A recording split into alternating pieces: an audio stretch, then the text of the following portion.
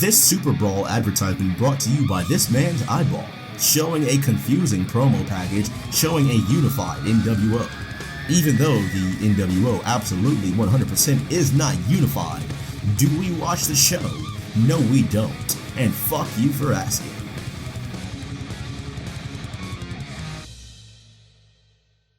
Hello and welcome to the Wrestle Ramble, the podcast that discusses WCW Thunder and Nitro in the year 2000. I'm your host, Angelus Walker, better known as Cyber Angelus X over on YouTube, but you can call me AJ for short. And yes, you heard that right, and you read that right. Today we're changing gears a little bit. The first handful of episodes we've discussed WCW Thunder, but I wanted to switch it up a little bit and see what kind of mayhem was going on over on Nitro. And well, fuck a doodle doo, did I choose a doozy of an episode. So today's episode is the Valentine's Day edition of Monday Nitro, and mistakes were made, boys. I looked at that time and I saw that it said 2 hours. I said, do I want to get into a 2 hour 2000s edition episode of Nitro? I'll be honest. At first, I didn't really want to watch it, but considering the last episode of Thunder we discussed, this is what was next, and so I said, you know what? I'll give it a try. Let's see what happens. And so this was my first time watching Nitro in 2000, and to say it felt like a fever dream really doesn't do it justice. If you haven't, or if you have Peacock and you've never watched WCW in 2000, I implore you to give it a try.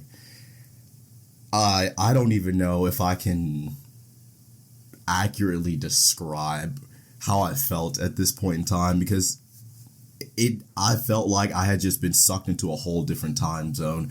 WCW in 2000 was just different. It's very much a product of the early 2000s, but it makes for a hell of a discussion, if I'm being real. It really does. Now, before we get started, I want to send a special shout out to W Energy for working with us and partnering with us, and thank you guys so much. I greatly appreciate you. I don't think I'll ever be able to really put into words what that first partnership or that first sponsorship or even just that first affiliate really means. It was just something really special, and I hope that we are able to have really good business here going forward and have good things going in 2024. But I want to send a special shout out to Dubby, and you can use code Wrestle Ramble to get 10% off your order at checkout. And you can also use that code and you'll get 10% off your order from Glitch Energy as well. Thank you guys. I appreciate you so much. Thank you both to Dubby and Glitch Energy for accepting us into your affiliate programs, and we look forward to great things this year. Okay. I'm ready to dive into this one. All right. Powered by the Steam Deck, fueled by W and Glitch. That's how we do. First time fully edited on the deck, by the way, and I'm super excited to get through with this and just mess around with it. I've only edited one YouTube video on it so far, and that's actually episode 3 of Grand Theft Auto 3: The Definitive Edition. And that turned out pretty good, honestly. Posted that the other day on the YouTube channel, and check that out if you haven't. Give it a like, hit subscribe. Make sure you guys have those post notifications turned on for that, so you don't miss the next episode of Grand Theft Auto 3. Because once I finish that up, I'll actually be moving on to the first Red Dead Redemption, and I'm so excited for that. I've only gotten through, I don't know, maybe about 80% of the story, but that was a couple years ago. And so I'm really looking forward to going back and playing through the first Red Dead Redemption again, but also just experiencing it in a different way on the deck. super excited for that. So that'll be coming up as soon as I finish Grand Theft Auto 3 Definitive Edition on mobile. And I have just one more favor to ask of you. If you could just drop a rating and leave a review for the podcast, I would greatly appreciate it. And all of your stinking cute faces, because it does help us get noticed and it helps get us in front of more people. And I'm hoping to maybe, just maybe, hit 10 consecutive listeners here soon. And so with any help with that, I will love you all forever and greatly appreciate you. Now, let's grab those cold ones, pop one, and ooh, baby, because Mondays are for the boys. And with that being said, let's jump into WCW Nitro from February 14th, 2000.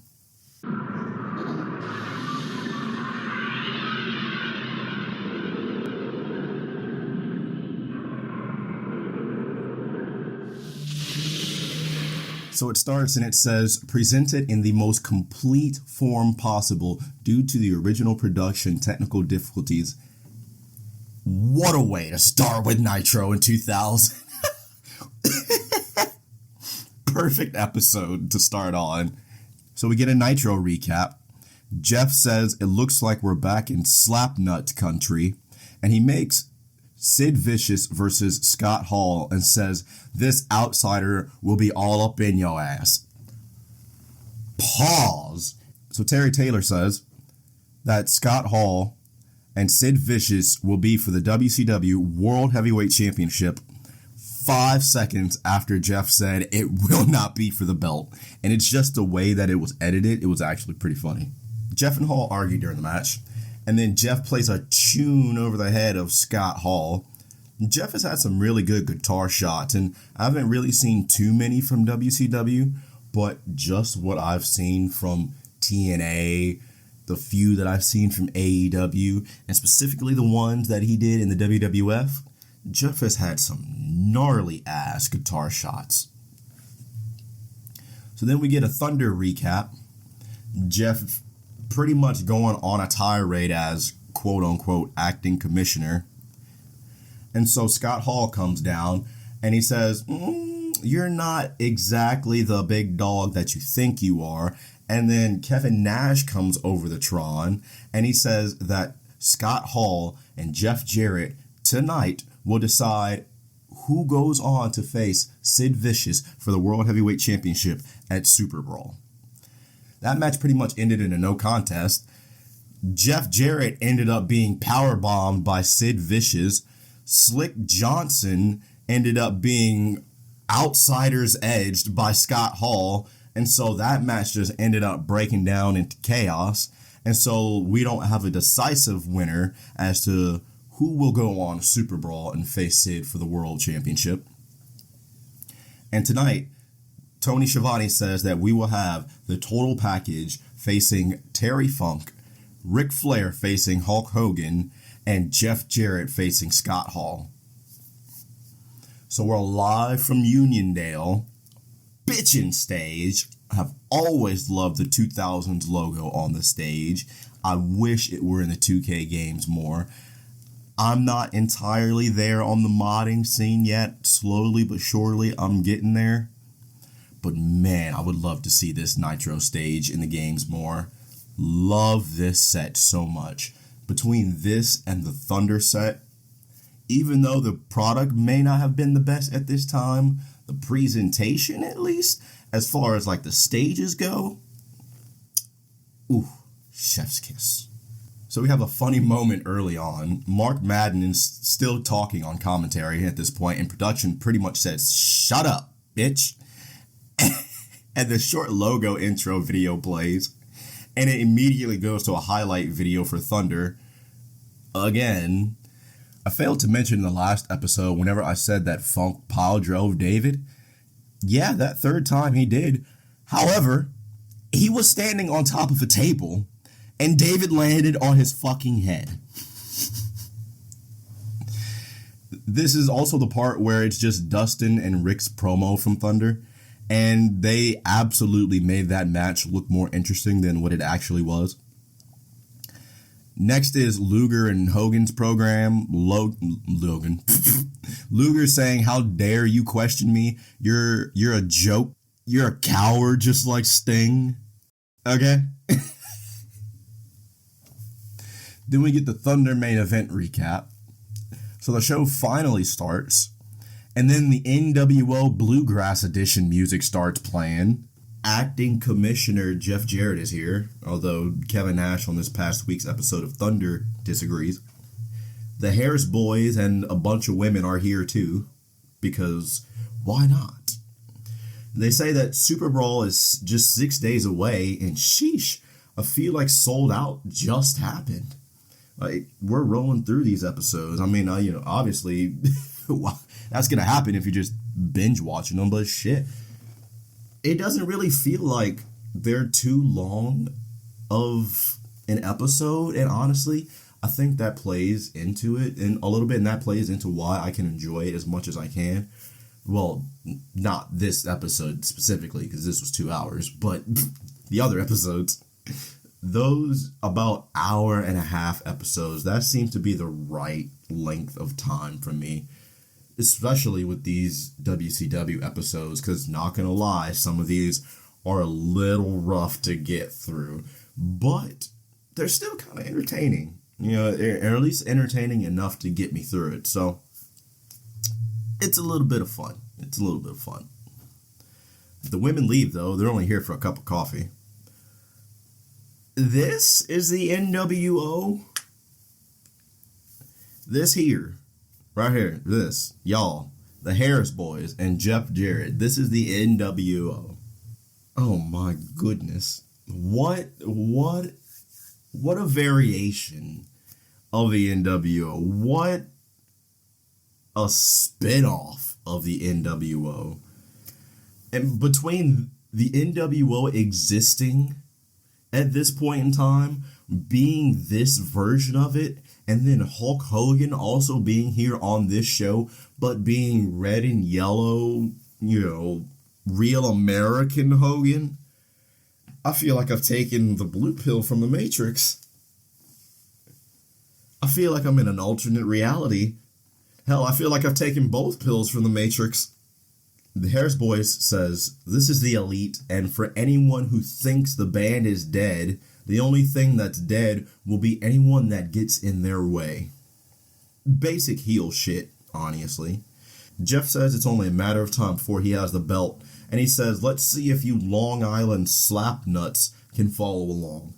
Nobody can take him out, yada, yada, yada." He made his own special referee, and the committee took him away. He gave Scott Hall a title shot, and he played a tune for him. And he says Kevin Nash tried, but he proved why he is the greatest wrestler of all time. Are you though? Are you really? I don't know about that one. So Nash comes up on the Tron and he says the only stroke Jeff has is whenever he goes back to his single wide in Nashville, puts on a Billy Squier 8-track in that Sparkomatic 8-track player that he has.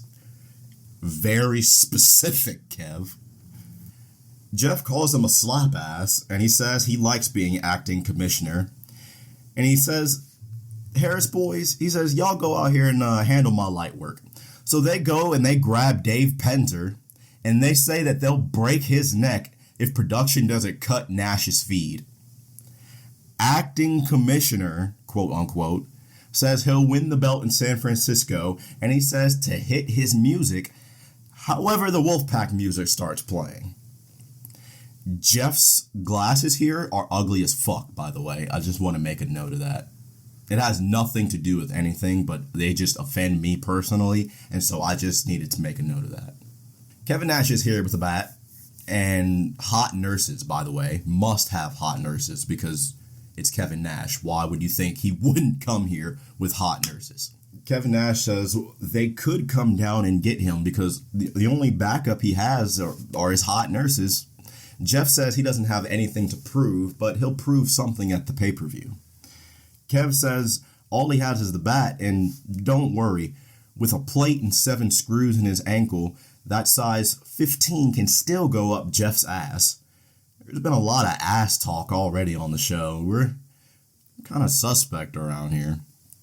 And he talks about the Thunder main event, and he says both are the number one contender, and it'll be a three-way dance at the pay-per-view for the World Heavyweight Championship. He says he can make the show better tonight. He says that Jeff will face Sid, but it will be a non-title match, and he says that he's going to go play with his nurses now. So we have Tony Schiavone and Mark Madden on commentary for this one. This is really my first time hearing Mark Madden. I've only heard a couple of matches that he's commentated, but he kind of got on my nerve a little bit, if I'm being honest. Not Michael Cole in 2011 annoying, but still kind of annoying all the same. So commentary gives us a rundown for what we can expect to see on tonight's show. They say Hogan hasn't really been in action since October of last year, and thank you for that tidbit of information.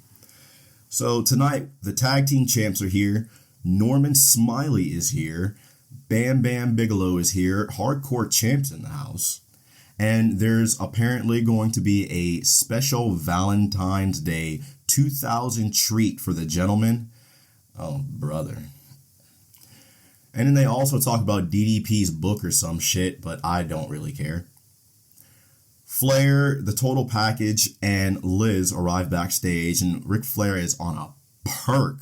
Like, that man is yoinked out of his mind. We're shown 3-count rehearsing. We're shown Norman Smiley and definitely not standards and practices. Lane says, "Idol, take care of this," referring to Norman. He says, "I'm talking to a rat. What the fuck does that even mean?" Does he mean that he's talking to a woman? Are they referred to as rats? Are y'all referring to... Don't do that. Please. Idol says, "I'm not even going out there tonight. I don't want to work with those wannabes." And he tells Lane to meet him at the club and not to wear the Islanders jersey that Norman is wearing. He says the rats won't dig that. What the fuck does that even mean? And then we're showing Miss Hancock backstage. Back from commercial now. 3-count is getting interrupted by Norman Smiley. Mark Madden's mom likes 3-count, apparently. And then we're shown a couple of highlights over the past couple of weeks. Norman has apparently defeated Shannon Moore back on January 24th. He defeated Shane on Nitro 2 weeks ago.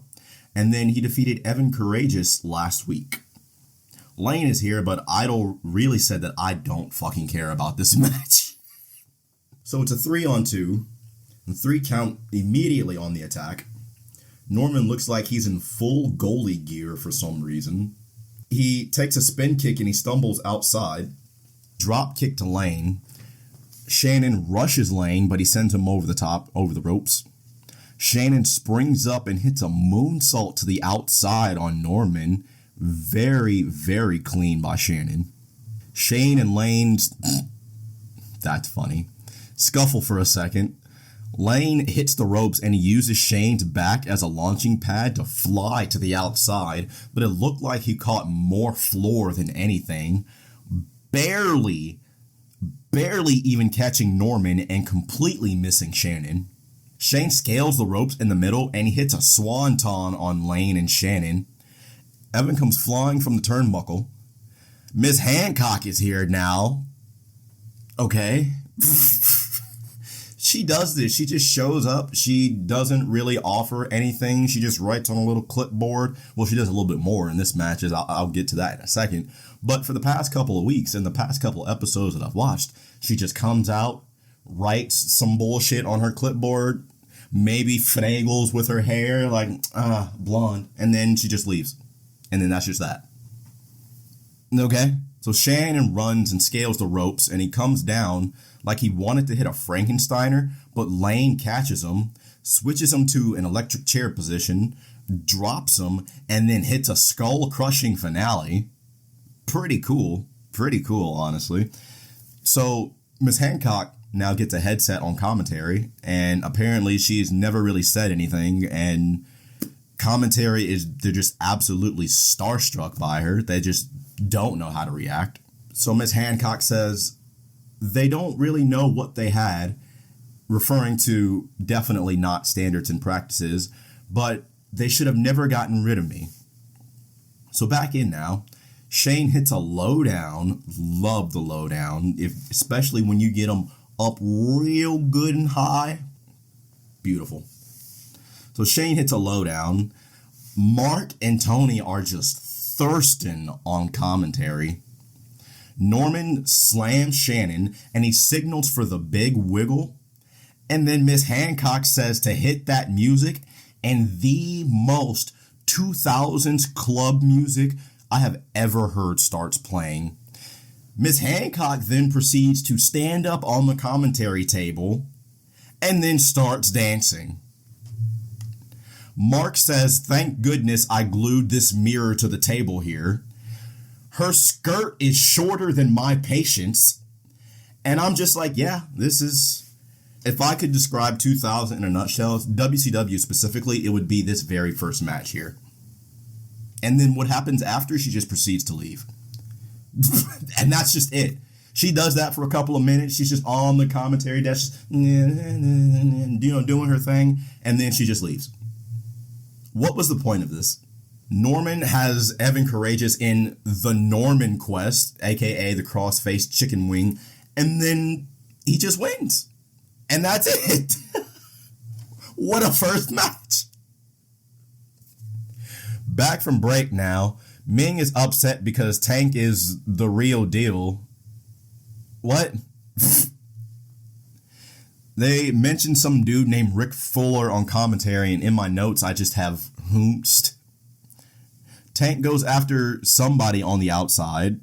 And that somebody's name is Big Al, and apparently he was Tank Abbott's bodyguard or somebody from the UFC. The match was over before I could finish writing this last part in my notes, by the way. Let me walk you through the chain of events that happened, okay? So, Fuller attacks. Apparently he's been gone for 8 months. The bell rings. Fuller attacks him on the outside. He sends him back into the ring. He gets a couple of shots in. He gets him in the corner. He has him stunned for a second. Tank gets a shot into the midsection. He takes him down with a double leg. He gets a right hook to the face. And then Fuller goes down. And then Tank starts to leave. And then the ref just calls for the bell. I timed this and it was 33 seconds. Holy shit. Is this just Tank Abbott's thing? Like, he just goes for the quick knockout, and then he's just like, all right, I'm done with you. He just makes you bitch made, and then he's just like, all right, I'll catch you on the flip.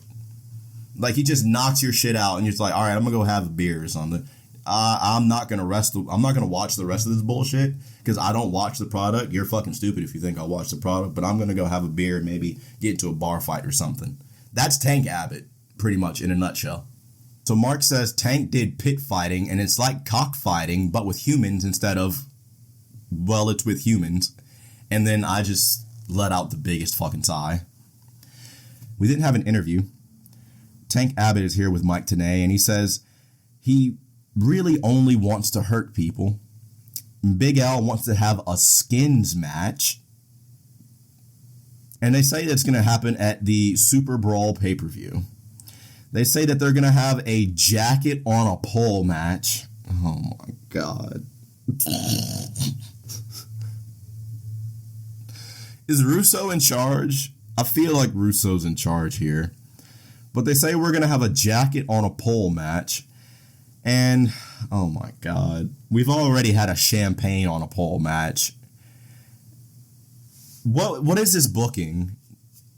People really were paying top dollar on pay-per-view to watch a jacket on a pole match. Do you have any idea how upset I would be if I paid $60 for a pay-per-view in 2000 and then there was a jacket on a pole match on the card? I want a refund.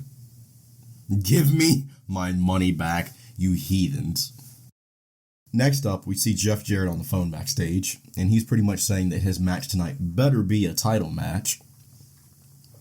Coming back from commercial now. Dustin Rhodes wants you to leave the rough stuff to the pros.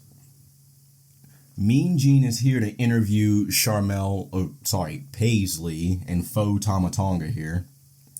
And he says, Psychosis meet super sexy. And he's gonna, he's gonna make him his next hit. And I don't know how to feel about that. Kidman, Don't Call Him Billy, and Tori are here next. 2 weeks ago on Nitro, Vampiro apparently saved Billy Kidman from the wall. Kidman got the win, and Kidman and Vamp are partners tonight, but they will be facing each other at the Super Brawl pay-per-view coming up.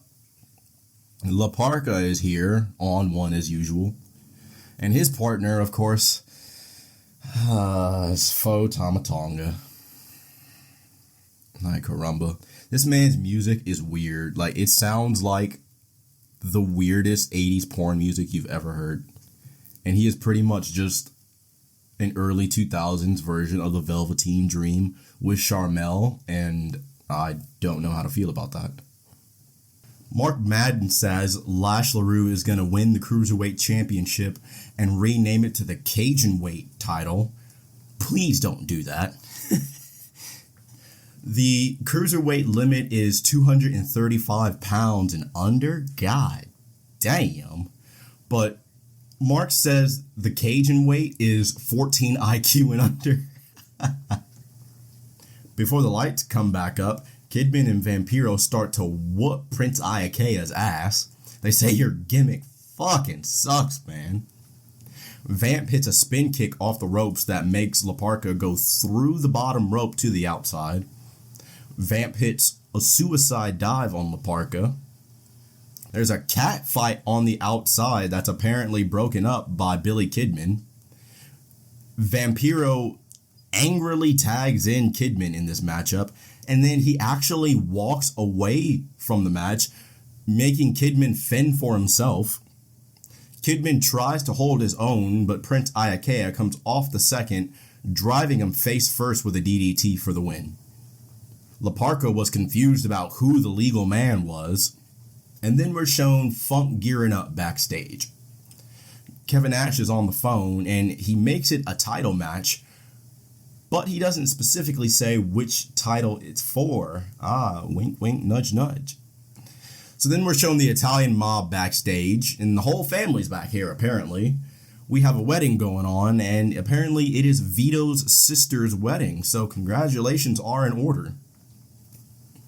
Back from commercial now, still with the Italian mob, Vito gives an envelope full of, I'm assuming, that grain, that moolah to his sister, and he says, here, use it for a down payment for a new house. Next up, we have Chris Jericho's music playing? Question mark? Whomst the fuck is Rhonda Monster Ripper Singh? Hell of a name, by the way. Coming out here with Chris Jericho's old music. Mark says, Mark has a line here referring to Vito's sister in her wedding gown. He says that might be a maternal wedding gown. I'm not entirely sure. But back to the matchup at hand. Apparently, Rhonda was trained by the Hart family. I don't know if I entirely believe that, but oogie. And apparently her opponent tonight is Mona. Now, I've never heard of Mona, so this is a first for both combatants as far as me seeing their in-ring work is concerned. Mark says, I like Rhonda. I might see what she's doing later. We talk about standards and practices on this show. Well, if she has no standards, I could use the practice. Just crazy. Oklahoma is here. Lord have mercy. Here we go. I actually forgot that he was in charge of the women's division. Lord save their souls.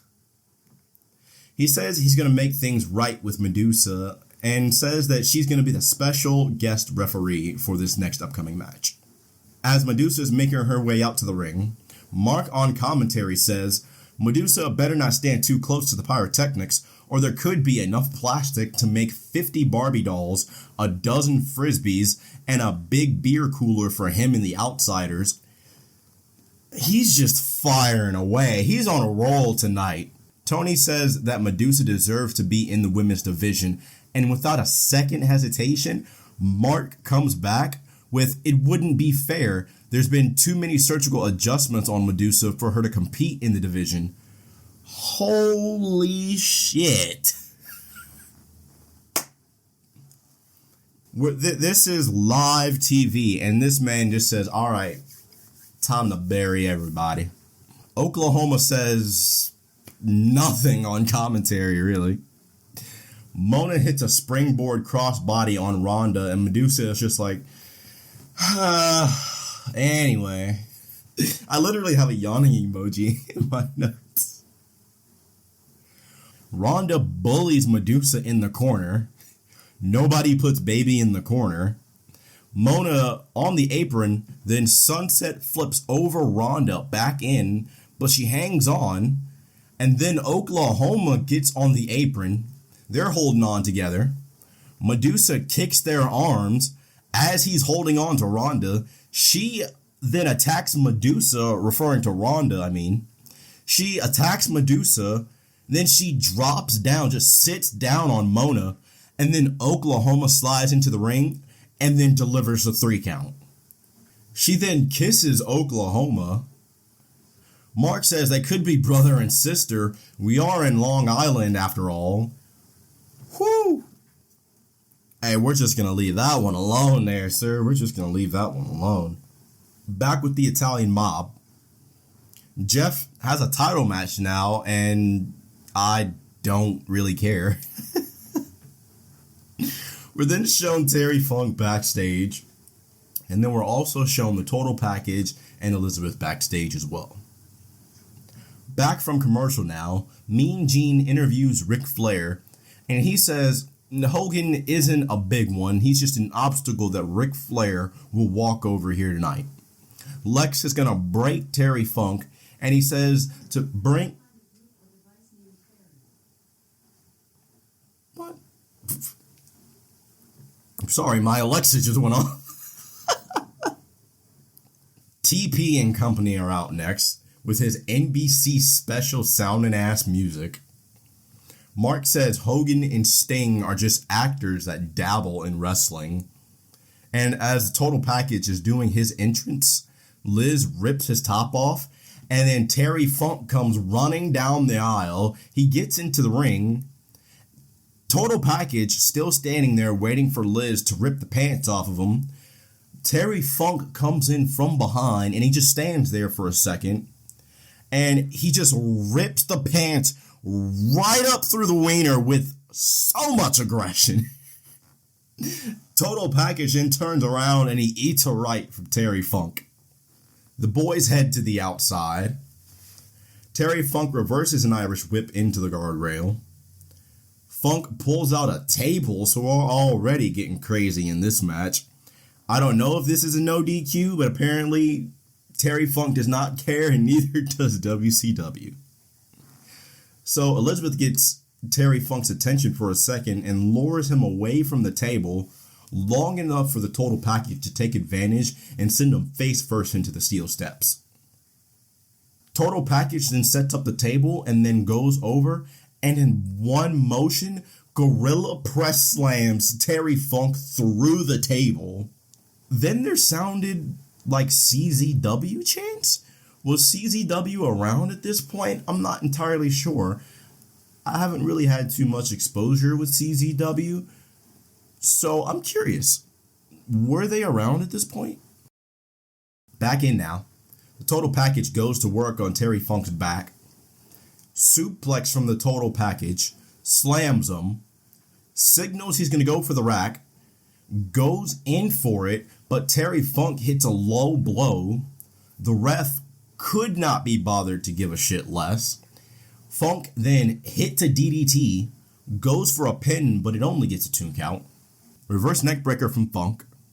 He goes up for a moonsault.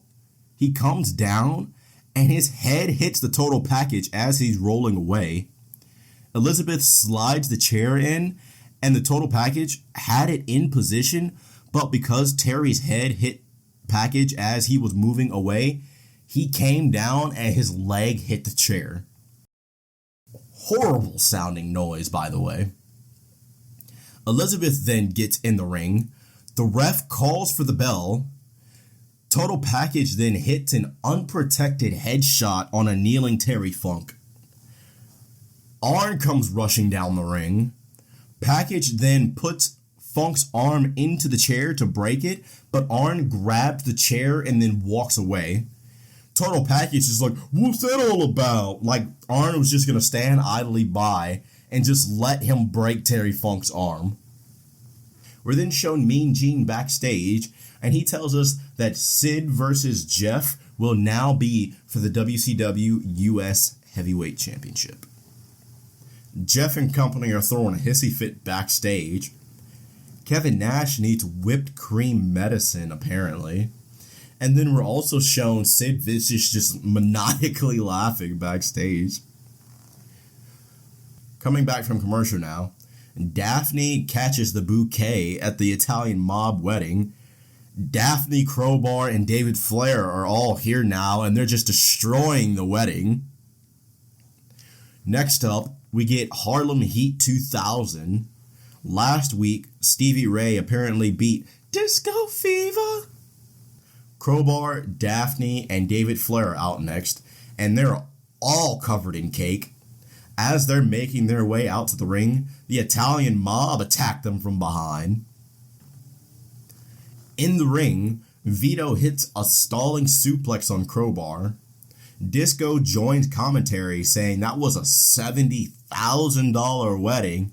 Oh my goodness. Hey, look, I ain't seen the bright side of $70K. Must be nice. But then he changes it, and then he says it was a $140,000 wedding. Hey, regardless, look, help me pay my rent, okay? Help me pay my rent. Help me get caught up on some of these bills, Allow me to pay off my credit. Work with me. Shit, apparently the Italian mob just got it like that. I should have joined the mob. Apparently this is a three-way dance for the World Tag Team Championships. Mark Madden says he grew up in Harlem, and I haven't fact-checked that, but I feel like you're lying to me. Daphne over here sounded like Cheryl from the first Evil Dead movie on the outside.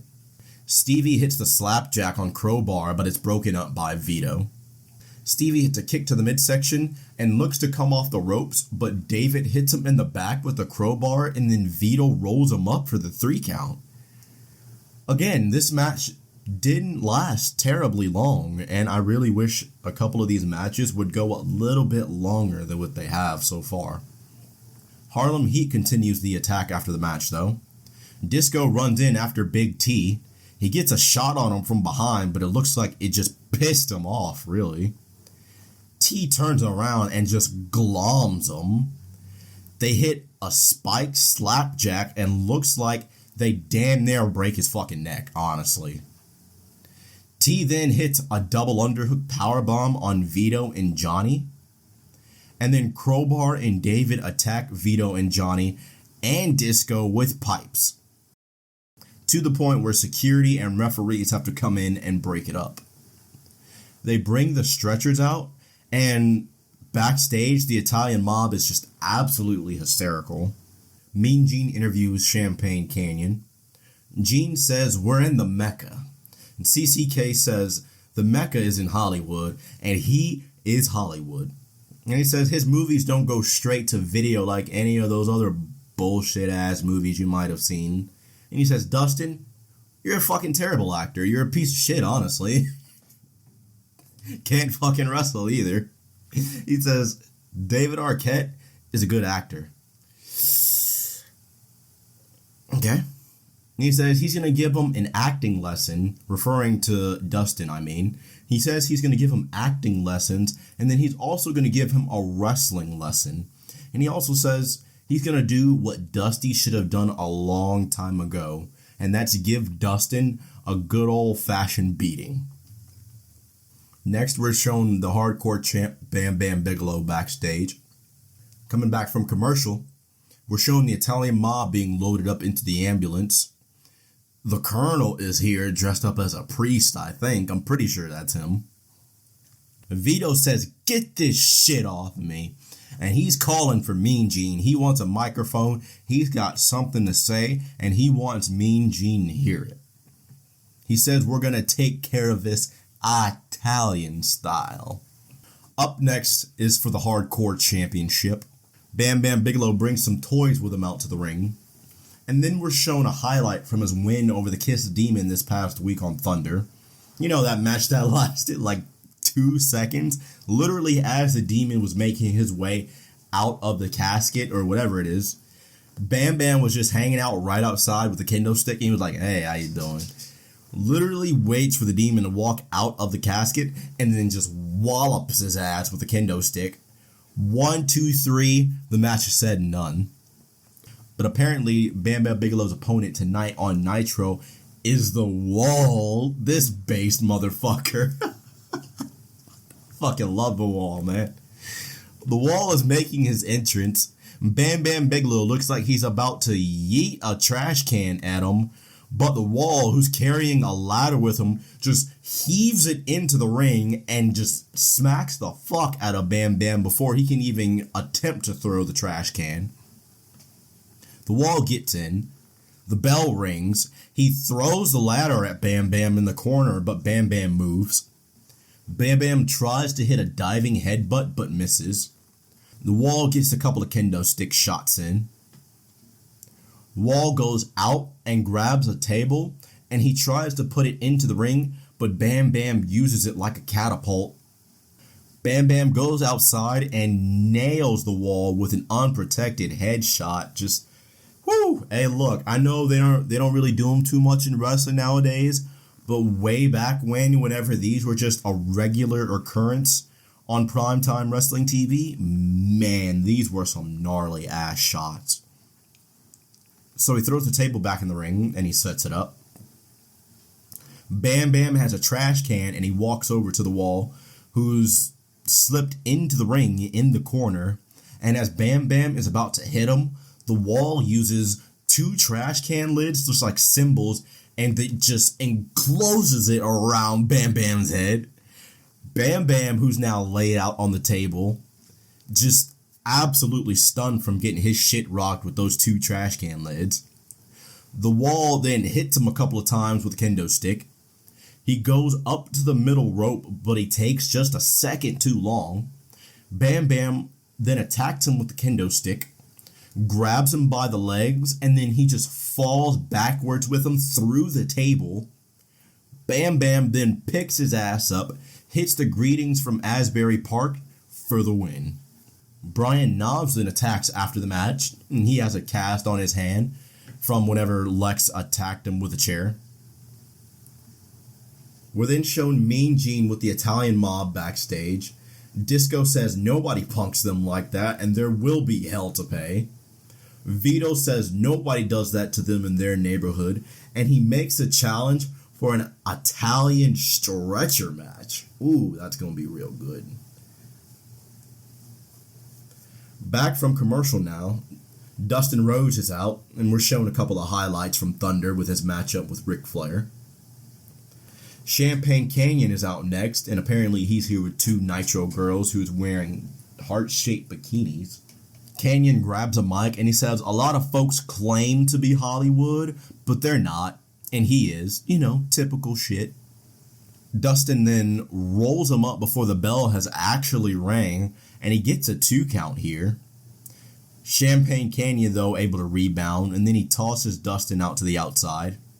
He goes to use a chair, but is stopped by the referee because we like rules sometimes. Champagne Canyon then chases the ref around the ring, running into a clothesline from Dustin. Back in, Dustin hits Shattered Dreams in the corner. Champagne Canyon, though, hits a thumb to the eyes, and Mark says, I guess he has no balls, or maybe he's just had a whole lot of them. Dustin sends him off into the ropes, and then he just picks him up and slams him down for the win. We're then shown Ric Flair warming up backstage. We're then shown Mean Gene interviewing Hulk Hogan, and it's their typical promo, honestly. Hogan doesn't really say too much. He doesn't really stray too much from his typical script, But he says he's going to bury Ric Flair somewhere on the edge of the Hudson River. And he'll bury the total package too if he's feeling froggy. Hey, Hulkamania 2000 is just crazy, apparently. He tells Jimmy Hart to grab a seat in his locker room, and what you gonna do when he destroys Ric Flair tonight. Next up, we see Booker T backstage. He heard Hulk Hogan was lurking somewhere around here. Coming back from commercial, Mean Gene is interviewing Booker T, and he says Stevie is trying to take his name, he's trying to take his music, and he's trying to take his flame. And he says they can keep playing the music over and over and over again because it's a reminder of what will happen to Big T at Super Brawl. Next up, the Kiss Demon is out, and apparently we're on the road to the Kiss Farewell Tour. Plaster Casters are here. I don't know who that is. Booker Don't Call Him T with his schnitzel music is coming out next. The Demon's on the attack. Booker is able to rebound though, and he's able to hit a couple of kicks. He hits the axe kick, and then he turns that into the spin-a-rooney back up to his feet, and then he hits a spine buster for the win. Next up, we're shown Ric Flair backstage. Flair versus Hogan in 2000 is just absolutely wild to see. And they're treating this like a big deal because they even got Michael Buffer here to do the introductions. A lady in the crowd wants to ride Space Mountain. Flair versus Hogan in 2000 on Nitro is just absolutely wild to see. Marcus had some pretty good lines tonight. He said some out-of-pocket shit, don't get me wrong, but he's also had a couple of good ones. Next up in my notes, it just says Nitro feels like a fever dream. Seeing red and yellow Hogan in 2000 on Nitro just feels like the biggest acid trip, man. I can't even describe it, really. It feels like it didn't even really exist. But the crowd is hot for this matchup. They're ready to go. They're ready to see Flair versus Hogan. 2000, baby. We've seen this match throughout so many years here in professional wrestling, and now we're having it once again. Monday Nitro here in Uniondale, New York City. The crowd is electric for it. Couple of shoulder tackles from Flair failed to drop Hogan. There's a sign that says Hogan by the Islanders. Don't give him any ideas. Flair chops Hogan in the corner, who no-sells it. Couple of punches on Flair in the corner. Irish whip to the opposite side. Big back body drop coming out of the corner on Ric Flair. Clothesline from Hogan sent Flair over the top ropes. Back rake from Hogan on the outside. Thumb to the eyes, though, from Ric Flair. Attempts to throw Hogan into the rails, but blocks. Hogan then sends Flair into the rail. And honestly, so far, this is about what I expect from your typical Flair-Hogan match. Crowd cheers for Hogan. That's weird. Back in, though, Flair is able to put the figure 4 on. Hogan, though, able to turn him over on his belly and reverse that pressure. Snapmare from Ric Flair, which is still crazy to see. I am not used to seeing Ric Flair do snapmares at all. Flair goes up, but of course Hogan tosses him off. Delivers a clothesline, but goes down from his damaged knee, does Hogan. The chops from Flair are still ineffective. Tony says this is incredible, and even though I haven't actually seen a complete Flair-Hogan match, I feel like I've seen this match multiple times already, and it is indeed not. 9 punches and a bite from Hogan. He sends him to the opposite corner. Flair goes over the top rope, Flair style.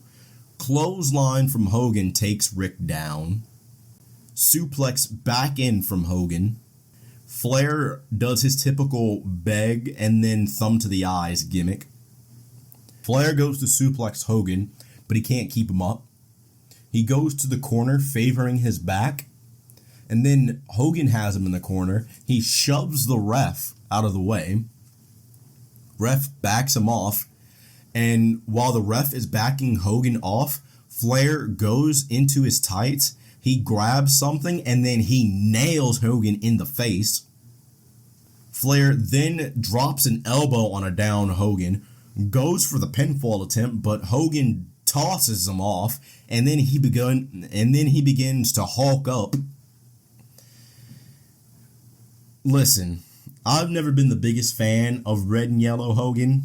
I've always been a much bigger fan of NWO, black and white Hogan. This whole shtick here, no matter whether it was classic black and yellow Hogan or whenever he returned to the black and yellow or returned to the red and yellow in the WWE in like 2002, I think it was, I've never really been a big fan of that. The whole real American gimmick that Hogan did for so many years, that was never my biggest thing with him. Never was really a fan of his work at that point in time. And so for this, for me at least, whenever he starts to hulk up and he starts to do his comeback, every time I'm just like, yawn. And I literally have that in my notes.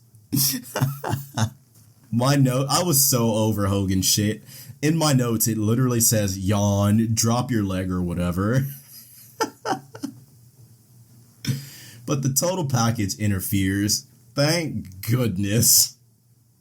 I cannot fucking stay and sit here and watch Hulk Hogan go through his bullshit. He attacks Hogan. Elizabeth is also here, and she goes after Jimmy Hart, who's also here. The total package then attacks Jimmy Hart. Ric Flair is still after Hogan in the corner. Terry Funk is here, and he has a chair, but the total package stops him immediately before he even has a chance to use it. Hulk Hogan then fights off both Ric Flair and the total package because, of course, he does. The broadcast then apparently just has a moment and just has to bug out for a second because they're tired of Hulk Hogan's shit too. Hogan celebrates, and again, literally as I have this in my notes, it's just a yawning emoji, just Hogan celebrates, whatever. Hogan song, I hate this fucking song. Always and forever, fuck this song, and that real American bullshit. Total package, though, comes back sprinting down the aisleway. Hogan, not paying any kind of attention, has his back turned, playing to the crowd, doing his typical taunts and whatever.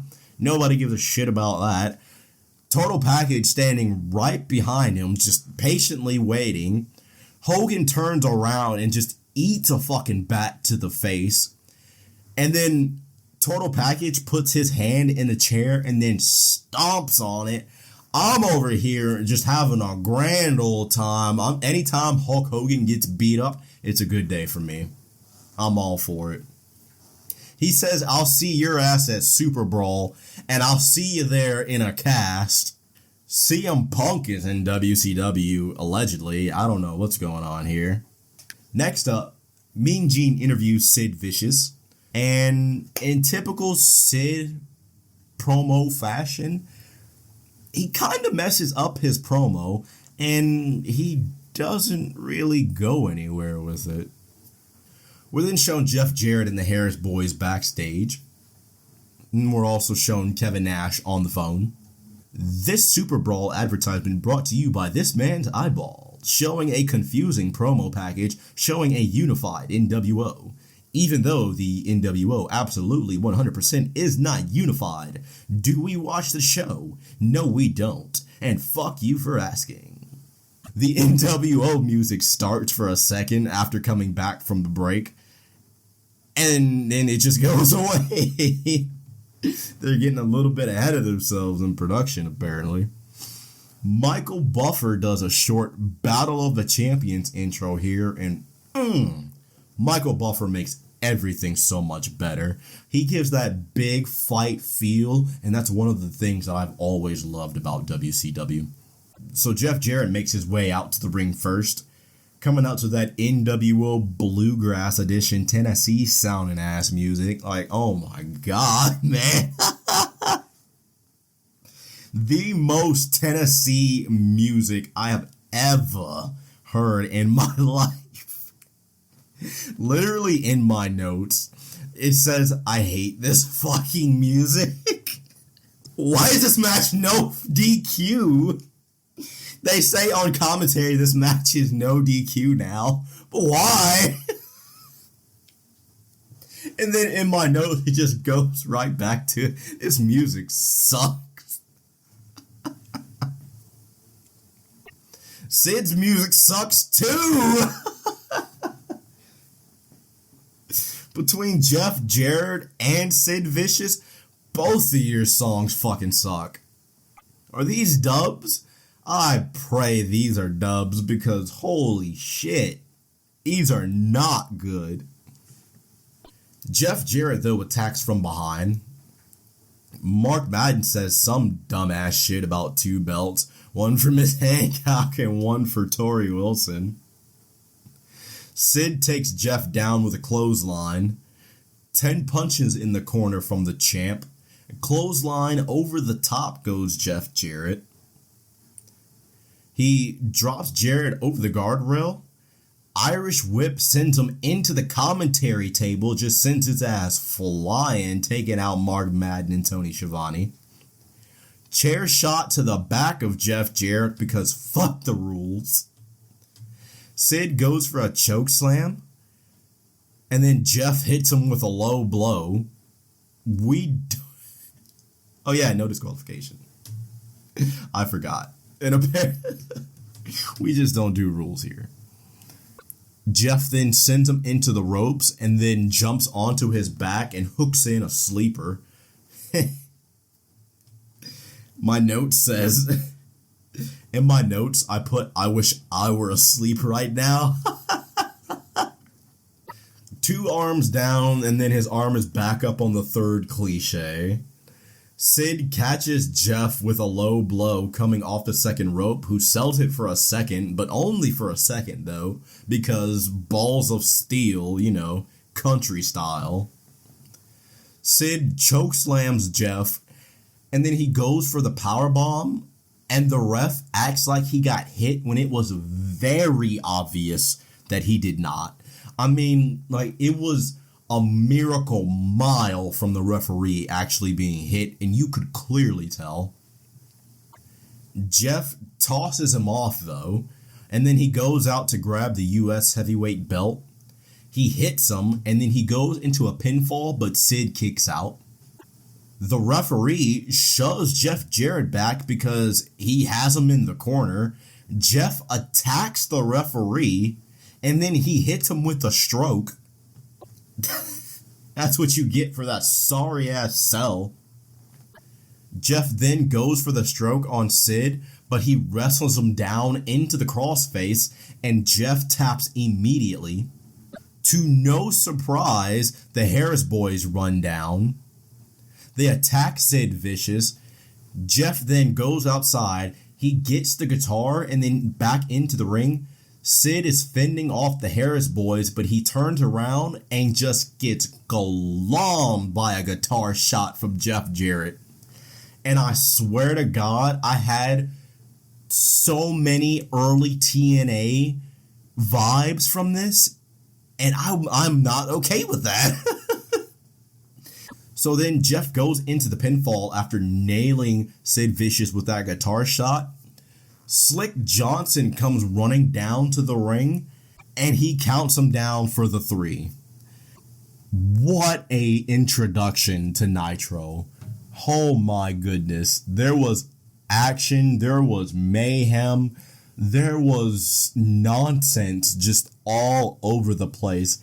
And quite frankly, I loved every second of it. I'm absolutely going to be checking out Nitro from here on out. And the fact that that craziness, just that little bit, I had a glimpse, just a little glimmer, a little taste of the madness that is WCW from watching the Thunder episodes. But now going back and watching the Nitro episodes as well, I'm having a grand old time. Hey, look, I get my drinks, right? I sit there, maybe after having a long day, kick back, kick my feet up, watch some crazy ass wrestling like this. You know what? After all is said and done, I enjoyed this episode. This was a real good watch. For someone like me that's looking for that hectic booking, that chaotic wrestling, that moment-to-moment action where it's just back-to-back-to-back shit, regardless of whether it makes sense or not, hey, I'm all for it. This was a good watch, and I'm definitely going to check out the next Nitro episode after this, because, whoo-wee, this was a good one to start off on. I'm real happy I started with this one. But before I can even get to that next Nitro episode, I gotta start recording my notes for Thunder. We can't forget the original. And especially coming hot off the heels of this show, I am absolutely looking forward to getting into that next Thunder episode. That is going to be a whole lot of fun. But that is going to do it for this episode, ladies and gentlemen. I thank you so much if you have made it all the way through. I know this might be a bit of a long one, and it's a little bit different from our Thunder episodes, but man, I could not pass up the opportunity to watch this Nitro episode and get my thoughts out, and I just had to throw it up on the podcast because, damn, that was a really good episode to start on, and I'm real happy to get into the next couple of episodes. And we are right around the corner from Super Brawl. I can't wait to get into that. That's going to be a lot of fun. And I'm going to be working on that real soon. But before I can even get to Super Brawl, I got to get through Thunder, baby. I got to get through Thunder. That's going to be a whole lot of fun. I have my notes started for that. I'm going to get back into that as soon as I finish this up. But I'm taking enough of your time. I have taken so much of your time, and I'm so sorry. That is going to do it for this episode. If you are excited to continue on with these WCW in 2000 episodes, now that we're starting Nitro, we have Super Brawl right around the corner. We have Thunder coming up. I'm having a lot of fun with this. I'm having so much fun, and I cannot wait to get into it. But thank you if you have made it this far. I do greatly appreciate all of you and your aching cute faces. Get you guys some W energy. Get you guys some glitch energy. Use code Wrestle Ramble for 10% off of both respective websites at checkout. I have a couple of YouTube videos that I'm going to work on here that I want to get going because I'm trying to create a creative schedule kind of and figure out which days I want to edit, which days I want to record, which days I want to promote, just stuff like that. And so there's a little bit of time in between uploads, but I am going to get better and more consistent as time goes on. But I thank you all so much for joining us here on this episode of the Wrestle Ramble. We have Thunder coming up next, and I cannot wait to get into that. And we would love for you to join us here at Delta 131. That is the name that I have decided on for the community. That is the name that we will be using going forward. So if you would like to become a member of Delta 131, all you got to do is just go ahead, follow us on your podcasting app of choice, maybe leave us a rating and review. As I said in the beginning, that greatly improves our chances on being seen for a greater audience, as we want to bring everybody in that we possibly can. And I'm just ready to get everything up and rolling. And I do have a Discord server called Dimension X that I am working on, and I will be bringing the details for that in the near future. But I want to work on a couple things before I start promoting that and setting that out to the public. But I have gone on long enough. I have rambled enough. I've said it time and time again. That's why this is called the Wrestle Ramble, because I can just go off on a tangent at any point in time. I'm so sorry. I'm working on it. But thank you all so much for listening.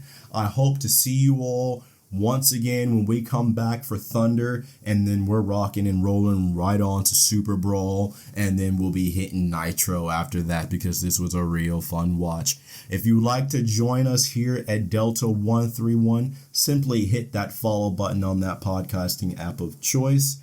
Check us out on YouTube. We have a couple of good things going on over there. I'm playing through Grand Theft Auto 3, the Definitive Edition, on mobile right now. Once I finish that up, I'll be moving over to the first Red Dead Redemption on Steam Deck. That's going to be a whole lot of fun, and I would love if you would join us for that. So if that's something that you are interested in, come along. We'd love to have you. We'd absolutely love to have you. We'll make room for you, I promise. But thank you all for listening to this episode, and I will see you all on the next episode of the Wrestle Ramble podcast.